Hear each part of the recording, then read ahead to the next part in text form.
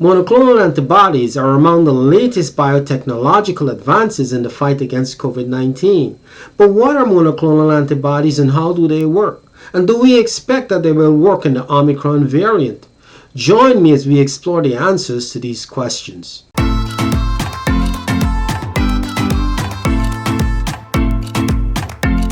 Monoclonal antibodies are proteins that are produced by the immune system that target a specific antigen on the surface of any invaders in the body. They were originally produced by fusing spleen cells from mice that were immunized with the target antigen with human cancer cells known as myeloma cells to create a cell known as a hybridoma. The hybridoma would then produce the monoclonal antibodies, which were then harvested in the lab. These early technology monoclonal antibodies created problems because they contained mouse proteins and could trigger the formation of human antimurine antibodies, or HAMA. As a result, the body quickly destroyed these antibodies or could react violently with anaphylaxis in patients who were repeatedly exposed, and these reactions could sometimes be fatal. Today, monoclonal antibodies are produced by the use of recombinant DNA technology that began in the 1970s. Recombinant antibodies are monoclonal antibodies that are produced by the cloning and production of antibodies without using conventional tissue culture hybridoma methods. Recombinant DNA technology uses enzymes to cut and paste sequences of DNA that carry the code for the required antibody. The recombined DNA is then inserted into a structure known as a vector, such as phages or plasmids. After the DNA is inserted, the vector is allowed to multiply in the laboratory, during which the DNA is copied several times over. The vectors can then be used to transport the DNA into a suitable host cell, a bacterium, yeast, or mammalian cell, where they can be copied or used to produce the desired monoclonal antibody, which is then harvested. There are many advantages to using recombinant DNA technology. Recombinant antibodies give researchers more control over the monoclonal antibody production process because recombinant antibodies are precisely defined by the DNA sequences that encode them, making them more reliable and more easily reproducible. This flexibility also gives researchers the ability to create species-specific antibodies, thus leading to less anaphylaxis.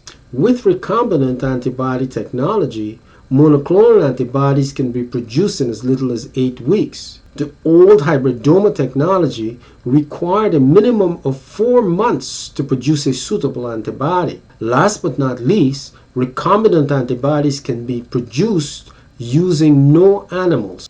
The spike protein on the surface of the SARS-CoV-2 virus permits the virus to bind to the ACE2 receptor on the surface of human cells and to make its way into the cell. All of the current monoclonal antibody products that have received emergency use authorization bind to this spike protein, thus preventing the virus from binding to human cells and penetrating them. So far, 3 anti-SARS-CoV-2 monoclonal antibody products have received emergency use authorization for the treatment of mild to moderate COVID-19 in non-hospitalized patients who have a laboratory-confirmed diagnosis of SARS-CoV-2 infection and who are at high risk of progressing to severe disease or hospitalization. Bamlanivimab and atezolizumab are authorized for the treatment of adults and children of all ages, including infants and neonates, who weigh at least 40 kilograms or 88 pounds. Monoclonal antibodies can make hospitalized patients with COVID-19 who require high-flow oxygen or mechanical ventilation worse and are therefore not authorized for this group of patients. All of these agents carry a warning for hypersensitivity, including anaphylaxis and infusion-related reactions.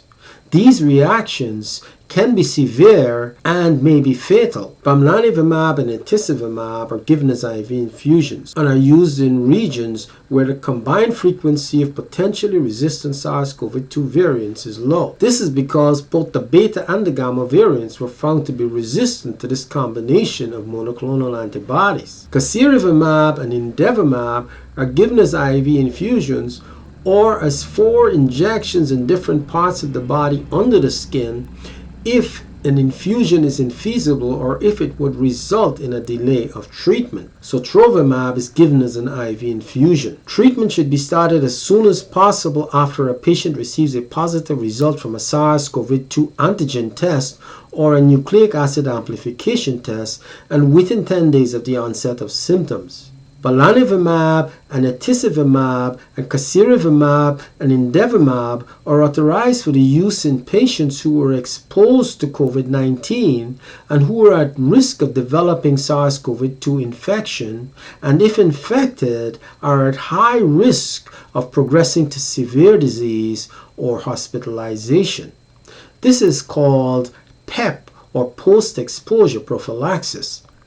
Medical conditions that are considered risk factors for progression to severe COVID-19 disease include age over 65, being overweight with a BMI over 25, heart disease, high blood pressure, diabetes, chronic lung diseases such as COPD, mild to moderate asthma, and high blood pressure of the lung.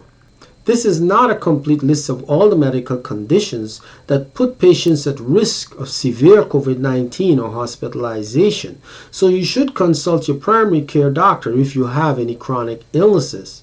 You should also be aware that the risk of developing severe COVID-19 increases if a patient has more than one of these high-risk conditions.